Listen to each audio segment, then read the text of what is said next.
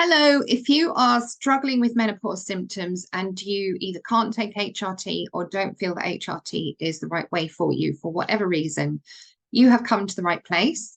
Welcome to Menopause Made Easy. This is just an introduction into where I'm coming from when it comes to menopause and how I support my patients through the process in natural ways. So I'll just give you a little bit of background to me first, and then I will explain a little bit more about how I work.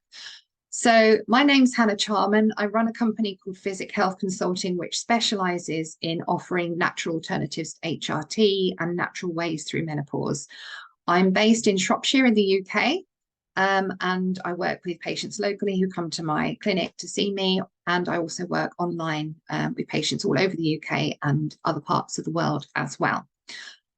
I came to alternative medicine quite early on in life. I was diagnosed with chronic fatigue syndrome when I was 14, and that came on in a period of a few minutes. And it became apparent right at the beginning that I was beyond the help of mainstream medicine. Mainstream medicine had nothing to offer me at all. And so thankfully, I got taken to see lots of different alternative therapists. So I saw a homeopath and then a homeopathic doctor and a hypnotherapist. And hypnotherapy really turned things around very quickly, to the point where both my parents quit their jobs and trained as hypnotherapists and set up a practice from home in South London. So my dad had come out of the police, my mum came out of teaching, and before very long, we had lots of hypnotherapy patients coming to the house to be treated. And what saw off the last of my chronic fatigue syndrome was actually Reiki. My dad and I took a Reiki course, and then we began offering Reiki to the hypnotherapy clients, and I was the extra pair of hands after school. So I've actually worked in alternative medicine in some form or another since I was about 16.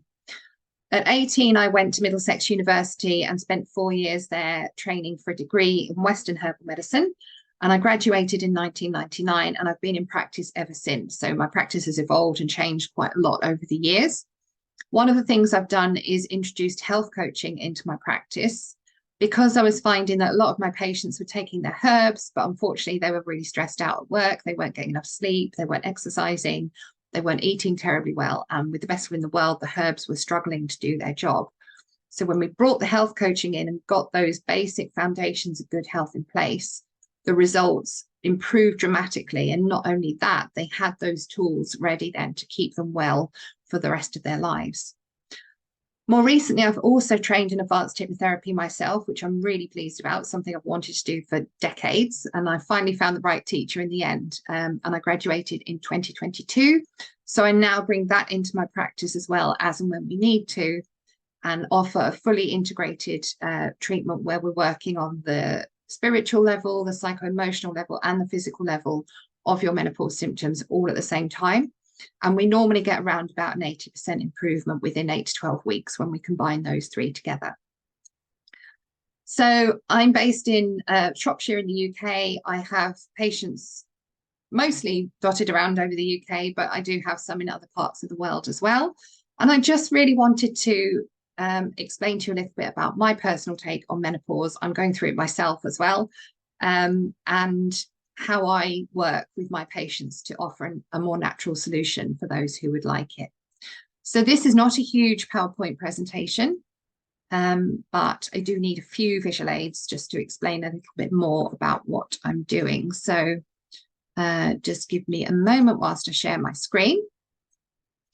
So in this little talk of mine, I'm going to just be covering what menopause is and what it isn't, the basics of menopause, self-care essentials, what we do with our herbs and how the herbs can be our real allies when it comes to menopause, how I work with menopause and how I knit everything together to help my clients get the results they're looking for, whether it actually works or if I'm just like telling you it does, and how to find out a bit more about me.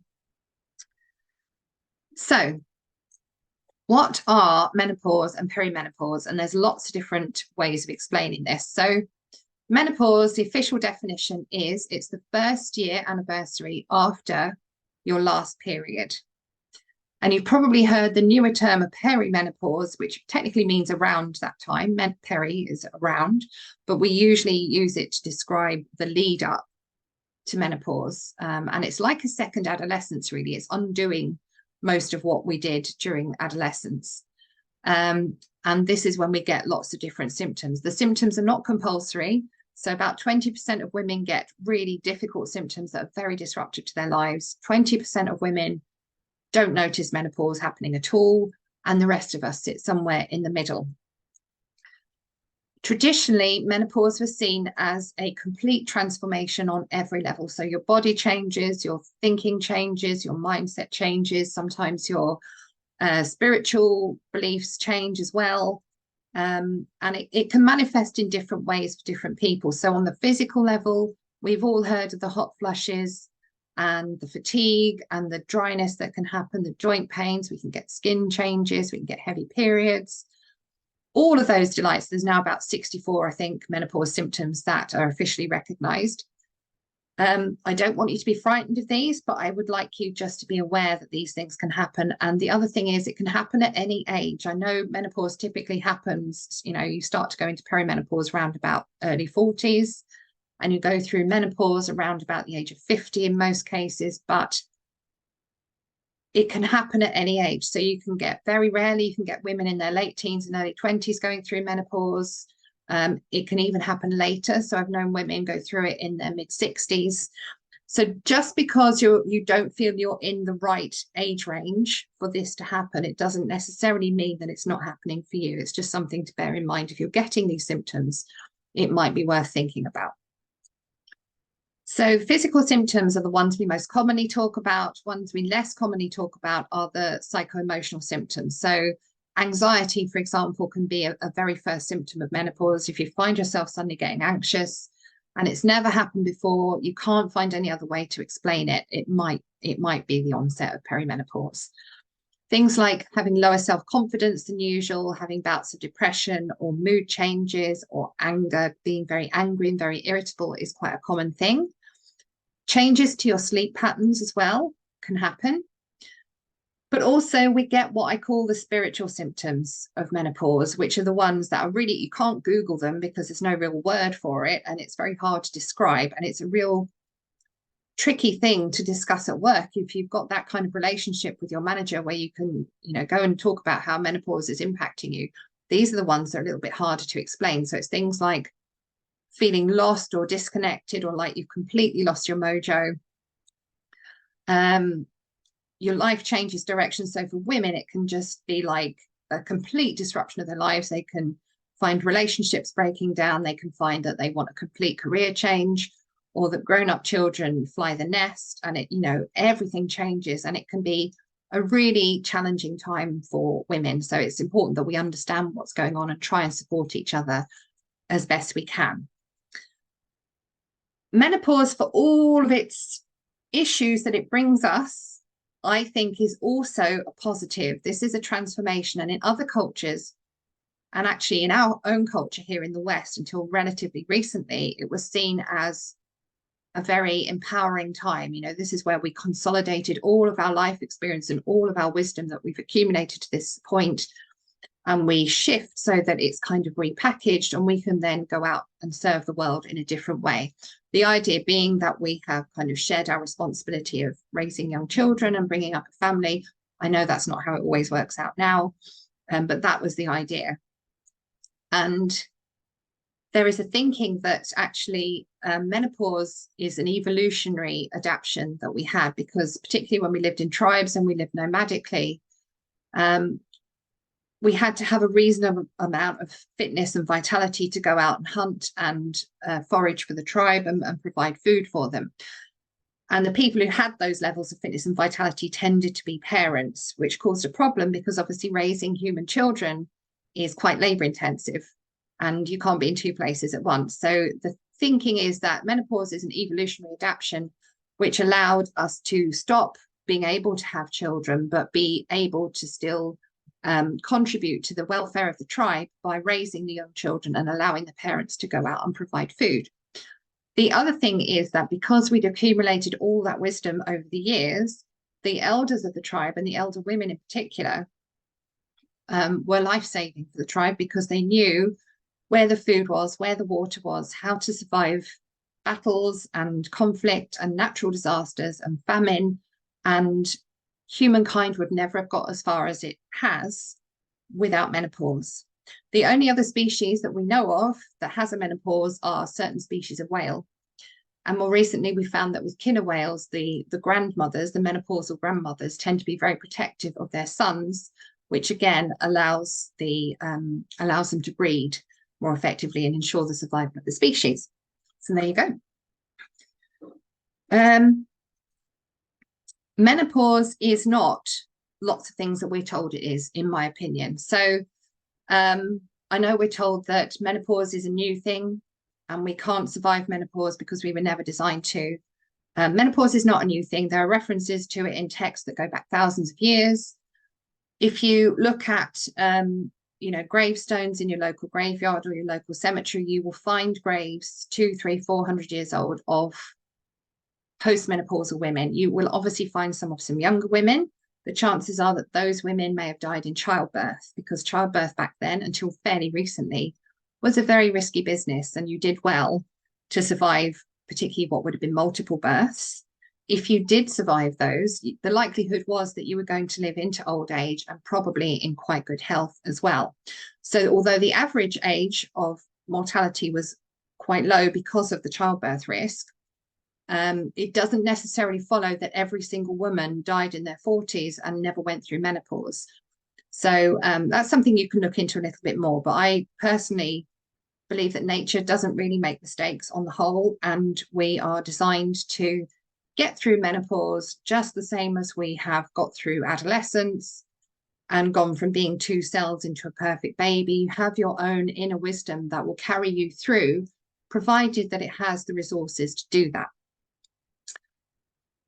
That said, I know a lot of women, and sometimes myself included, struggle to get through their menopause symptoms, and we have to ask ourselves why that is. So it's much more common in our part of the world, where we live a very fast-paced, very high-stress lifestyle, than it is in other parts of the world where they have a more relaxed lifestyle. And I think, to be honest, it's the consequence of modern living. So it's, by the time we reach menopause, we've put ourselves and our own needs last, usually for decades. We put the kids first, or the partner, or the husband, or the career, everything else before us. And menopause is that time where you can't get away with that any longer. So if your body is already overtired, overstressed, undernourished, generally unhappy, and hasn't been very well cared for, and this is not a judgment, I'm as guilty of it as everyone else, you are going to be on a back foot by the time you reach menopause. It is quite a big ask of your body, and if it doesn't have those reserves there ready, you are going to struggle. So it's a question of looking at your menopause symptoms more like cries for help, and trying to understand what it is that your body's asking for, and then providing that in a way that will make it much easier for that transition to take place. When we go through menopause, our hormones fluctuate quite wildly. So the end goal is for your most potent form of estrogen, because you have more than one kind of estrogen, most potent form of estrogen, which is vital for childbearing, the production of that particular form goes right down, because you don't want to be having a risk of pregnancy in your 70s, 80s, and 90s, presumably. So it's actually quite a clever mechanism. At the same time, you do need some of a weaker form of estrogen to protect your health, because it's very important for that as well. So your adrenal glands take over responsibility for producing those weaker forms of estrogen that will protect your health well into old age. Now, it just so happens that your adrenal glands also produce your stress hormones. So if they're already overworked by producing stress hormones for decades, again, they might struggle to make those forms of estrogen. It doesn't necessarily follow that we need to top up our estrogen using HRT in most cases. There are some exceptions if you've got, medical conditions which mean you've had to go into surgical or chemical menopause, then yes, there might need to be some intervention there. But on the whole, if we give our bodies the right resources and the right kind of care and compassion, then we can actually usually get through menopause quite easily. So herbs can be very helpful for that. But before we get to the herbs, I wanted to talk a little bit about self-care, because to me, it doesn't matter whether you choose the herbs or whether you choose HRT or any other form of treatment, your body is trying to tell you that it needs some help. If you've got perimenopause symptoms, those are messages there from your body saying, like, I need a bit more sleep, I need some exercise, I need to eat differently, you know, we need to change things up a little bit here.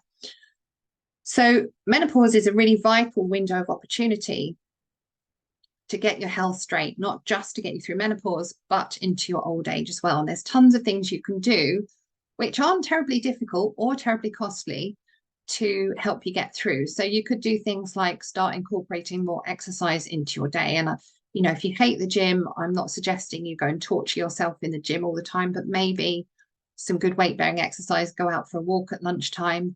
Research has shown that if you exercise for 30 minutes a day, you cut your risk of dementia by up to 40% later in life. And at the moment, there is not a single drug in the world that will do that.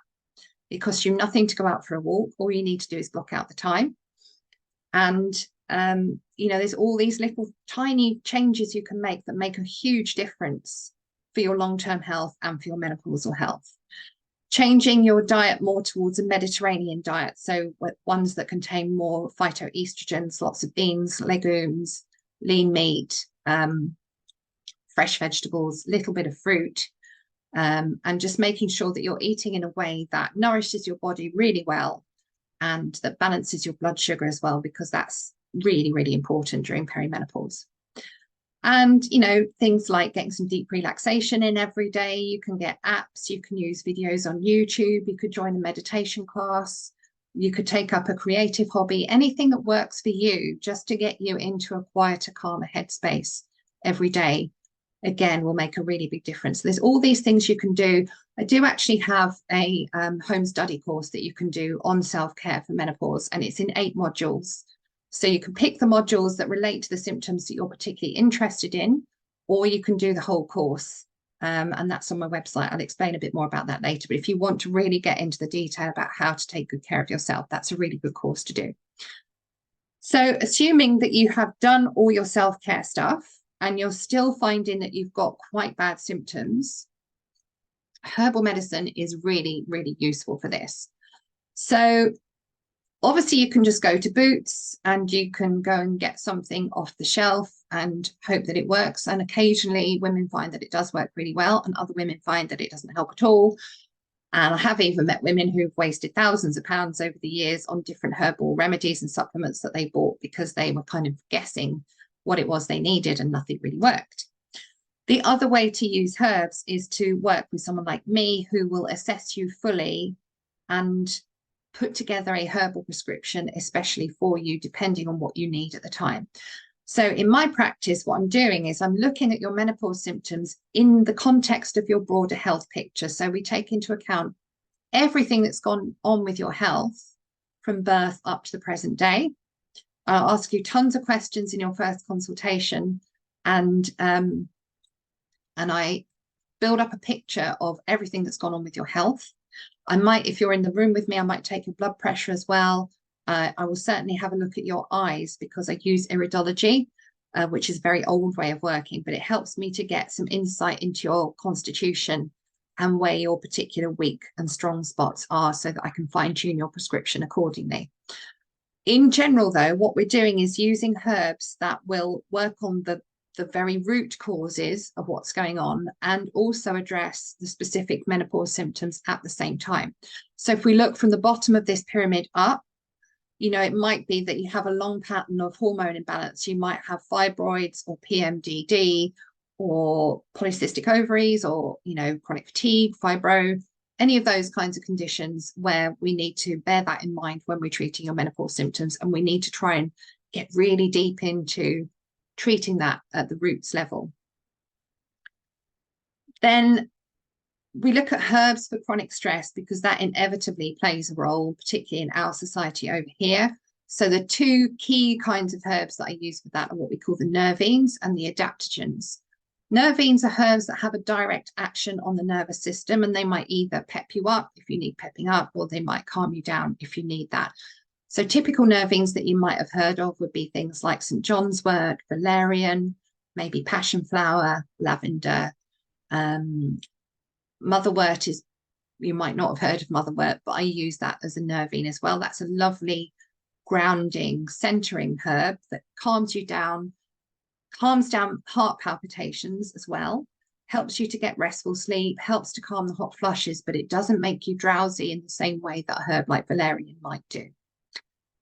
The adaptogens are probably ones that you have heard of because lots of people are talking about adaptogens these days. So there is a relatively new term, but basically what it means is that it has a fairly generic effect on the body. They always support the adrenal glands, so those glands that are producing your new estrogen and have produced your stress hormones. And they help your body out of its stress response, even if stressful stuff is still ongoing in your life. So typical adaptogens you might have heard of would be things like Siberian ginseng, ashwagandha, maybe holy basil, licorice, those sorts of things. So when we combine those two together, it helps you just to calm everything down, and it gives your body a bit more reserve to do the job that it needs to do. Then we can add in on top of that herbs for hormone balance. So this is not as cut and dried as I'm making it sound, because each herb has different actions and it can do several different things at the same time. So sage, for example, is a herb that is very high in phytoestrogens. We use it for sweating and hot flushes. Very often it's very useful for that. We use it for brain fog. There are some studies going on at the moment looking at the role of sage in dementia, but also it has an adaptogenic effect as well. So, you know, a lot of herbs will fit into more than one category. And then we move on to using herbs for specific symptoms. So like I said, the motherwort is brilliant for palpitations. Sage is brilliant for hot flushes. Herbs like rosemary and holy basil are wonderful for brain fog. And we can just blend everything together according to what you need at the time. So if you've got lots of different menopause symptoms happening, you get to choose where to prioritize and where to start. And then we build the medicine accordingly. And as time goes by, we change your prescription because those symptoms will begin to get better. Herbs, as I see them, are what we call intelligent medicines. They have their own intelligence, if you like. They've got their own superpowers, and we choose the right herbs with the right superpowers for you. But also you have your own healing intelligence. Like I said, you've made yourself from 2 cells into a perfect human being. Then you've learned to walk, talk, you can breathe without thinking about it. Your heart's beating right now. You're fighting off cancer cells right now. You're digesting your food. All of that you're doing without consciously thinking about it. And if you break a bone or cut your finger, your body just heals. It knows how to do it, and it knows how to get through menopause as well. Sometimes it just needs a little bit of help. The idea with herbal medicine is that it's just reminding your body how to function normally. Usually you don't need to stay on it indefinitely. Some women choose to just take a very low dose. I'm taking a low dose every day, and I will until I'm well through menopause. But in most cases, you can come off the herbs when the time is right for you to do that. So like I said before, I started off just doing herbal medicine, which is wonderful on its own, but it's potentiated when you add in these other things. So for my ladies who are that 20% who are really struggling with their menopause symptoms, where it's having a huge effect on their life and they can't continue that way anymore, usually what we do is a completely bespoke program where we're blending together herbal medicine, and they get whatever herbal medicine they need, however much they need. It might be that they take a day mix during the day. They might take a sleep mix at bedtime, and then they might need extra bits and pieces like oils or herbal pessaries for vaginal dryness, that kind of thing. So they have all the medicine they need for however long the program is. Then they get weekly health coaching. So it's me checking in with them for 10 minutes, 15 minutes once a week. We set a little goal, and it might be something like, you know, a small dietary change or incorporating a bit more exercise in. And the following week, we check in to see how that's gone, and we set the goal for the following week. Occasionally, my ladies don't want goals because they're too stressed and it would just add to their stress, in which case we just have a chat. it's more a bit like a counselling session. It's more to do with moral support and that kind of thing. And then if we need to, we bring in advanced hypnotherapy as well. So the first reason we might do that is, let's just say we're doing the health coaching and we're working on changing the diet a little bit. So we're saying, right, we need to try and get more of these foods in. And then one week the lady will come back and say, do you know what? I know I need to be eating these foods. It's on my shopping list. I've got these foods in, but I can't stop eating cake. I can't stop eating chocolate. I can't stop eating crisps. There's a subconscious pattern going on there, which is driving that behavior. And with the advanced hypnotherapy, we can go in, look at what that subconscious pattern is and change it for a more helpful one so that it will make it easier to eat those foods and make those lifestyle changes. The other thing is, when we reach menopause, is that it can bring up a lot of stuff. It can trigger old traumas. It can cause us to question who we are and where we're going. And it can bring up mental health issues like a bit of anxiety, like depression, like mood swings. And advanced hypnotherapy is brilliant for treating all of those things. So when we combine all three into the bespoke programs, we're treating everything at once, and the menopause symptoms have nowhere left to go. There's nowhere for them to hide, and they do resolve very quickly. So like I said, 80% within 8 to 12 weeks. The standard menopause rescue program that I do will combine herbal medicine, and the person chooses whether they want hypnotherapy or the health coaching, but some women want all three, in which case I put together a bespoke program for them.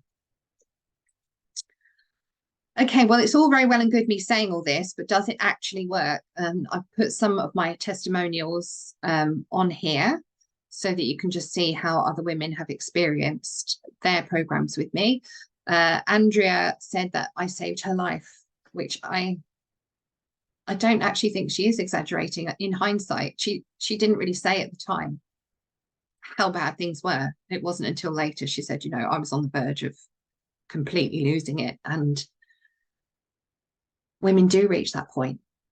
What do they do? She was not able to take HRT due to other health issues. And, this is why I'm on a bit of a mission here to educate as many women as possible if they're in that situation and it has gone horribly wrong and they can't take HRT, that this is another option that they could look at. So I have some testimonials. There are plenty more on my website, but also you might not know that the NICE guidelines, which are the ones that the GPs work to, allow doctors to recommend certain herbs, particularly for menopause. So at the moment, we know of 8 herbs that doctors are allowed to recommend because there is enough research backing them. They've made it into the NICE guidelines. So herbs in particular, like sage, withania, black cohosh, have been well researched. Herbal medicine only gets 0.1% of the global research budget, which is rubbish. So there's never as much research as we would like, but there is some. So don't be believing that there's no evidence base for any herbs, because that's not true. If you want to go and have a trawl through the research, the PubMed website is a really good one to have a look at. And there's new stuff coming out all the time. It's really interesting when we look at our traditional uses for herbs that herbalists have known about for thousands of years, and then a scientific study comes out confirming the use of that herb. It's really quite interesting when that happens. So if this is ringing bells with you and you would like to look at some ways of working with me, it really depends. There's kind of something for everyone. I've tried to make it so that it's accessible to as many people as possible, but it really depends on how difficult things are for you at this point and what your budget is. So in terms of free and very low budget offerings, I have a free Facebook group and a free LinkedIn group where I put tips and different links to other sites which you might find useful. I run a monthly online menopause cafe, which is the second Tuesday lunchtime of every month. The easiest way to get details of that is probably via my newsletter. The newsletter goes out once a week on a Wednesday, and it's tiny. It's like a postcard, and you can read it in 30 seconds, and it just tells you a little tip or a little recipe, or something something coming up that you might find interesting, like the Menopause Cafe. The Facebook group is a really nice, nurturing, safe space. You can ask questions in there. I will answer them as soon as I can. And it's just a nice place to bounce ideas off each other, get some moral support, but it's done in a very positive, very empowering way. It's not a moan zone. It's nothing like that. It's all about helping you to move forward. I offer a menopause toolkit mini course for £99 and a rejuvenate, which is a more in-depth self-care course. That's modular, so you can buy a module at a time for £50 each, or you can buy all 8 modules for the price of 7. If you would like a Dutch test, if you're one of those people who wants to know exactly what's going on with your hormones, you're welcome to book a Dutch test. They cost the same on my site as they do if you get them directly from the lab. I don't generally use them as part of my programs because I still get really good results without using them. But if it's your thing, by all means, get a Dutch test done. I also offer a power hour for £199, which is where we basically do the first consultation that you would do in a longer program. And I give you a 5-point action plan to take home afterwards and work through at home. And then if things are really starting to get difficult for you, we need to go much deeper and do some one-to-one work together. So I do advanced hypnotherapy on its own, or I weave it into my other programs. So you can take a look at those on the website. I've got my 90-day rescue program or a bespoke program that's kind of all three, the herbal medicine, hypnotherapy, and health coaching, depending on what you need. So there's something for everyone. What I would say is if you're at the very early stages or you feel like you're just going into menopause, do something now, even if it's come to a menopause cafe, join the Facebook group, because the sooner you start working on this, the easier it will be for you. And much as I love working with my one-to-one ladies, I would prefer it if they never got into that state in the first place and they intervene in the situation a bit earlier. Okay, so if you'd like to find out more about me, I'm Hannah from Physic Health Consulting. I'm just about everywhere. I have a YouTube channel. I have my website. I've got my Facebook page, which is Physic Health Consulting, or you can join the Natural Menopause UK group. I'm on Pinterest. I'm on Insta. So you will find me in most places. But what I would really love is to get out more and speak to more women like you. So any opportunities that, I hear about in corporate, if you work for a company that might be interested in my take on menopause and how to support women in the workplace, I would really welcome the opportunity to be introduced to someone who can allow me to do that, because it's really vital. It's life-saving if we can get out to as many women as possible and just say, look, if you're in this situation and HRT is not an option for you, you can do all this other stuff instead. So I hope that helps. Hope you found it interesting. If you've got any questions, please do contact me via the website at www.physichealth.uk. There is also a free questionnaire on my website, which you're welcome to fill in just to find out how perimenopausal you are. And you can book a free call with me if there's anything you would like to discuss. So hope that helps. I will see you again soon. If you're watching this on YouTube, do subscribe to the channel and keep an eye out for more videos. And I will see you later. Bye.